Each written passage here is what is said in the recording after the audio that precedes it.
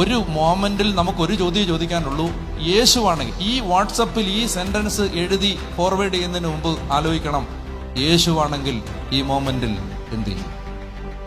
ഫേസ്ബുക്കിൽ ഈ പോസ്റ്റ് എഴുതി ഇടുന്നതിന് മുമ്പ് ചിന്തിക്കണം, യേശുവാണെങ്കിൽ ഈ മോമെന്റിൽ എന്ത് ചെയ്യും? അപവാദം പറയുന്ന ഒരുത്തൻ അപവാദം പറഞ്ഞ് നമ്മുടെ പേര് മുഴുവൻ ഡാമേജ് ചെയ്തുകൊണ്ടിരിക്കുമ്പോൾ അവനെ നേരിട്ട് കണ്ട് ഇനി നീ മേലാൽ നീ ആവശ്യമില്ലാത്തത് പറയരുത് എന്ന് പറയുന്നതിന് പകരം ചിന്തിച്ചു നോക്കണം, യേശുവാണെങ്കിൽ ഈ മോമെന്റിൽ എന്ത് ചെയ്യും? നമ്മൾ കണ്ടിട്ടും കേട്ടിട്ടും അറിഞ്ഞിട്ടും ഇല്ലാത്ത കാര്യങ്ങൾ നമ്മുടെ പേരിൽ പറഞ്ഞു വരുത്തുമ്പോൾ യേശുവാണെങ്കിൽ ഈ മോമെന്റിൽ എന്ത് ചെയ്യും? നമ്മുടെ നിലവാരം വേറെയാണ്. നമുക്ക് അനുതാപം വരാത്ത എന്തുകൊണ്ടാണെന്നറിയാം? നമ്മുടെ സ്റ്റാൻഡേർഡ് നമ്മൾ വളരെ താഴ്ന്ന ഒരു തട്ടിലാണ് വെച്ചിരിക്കുന്നത്.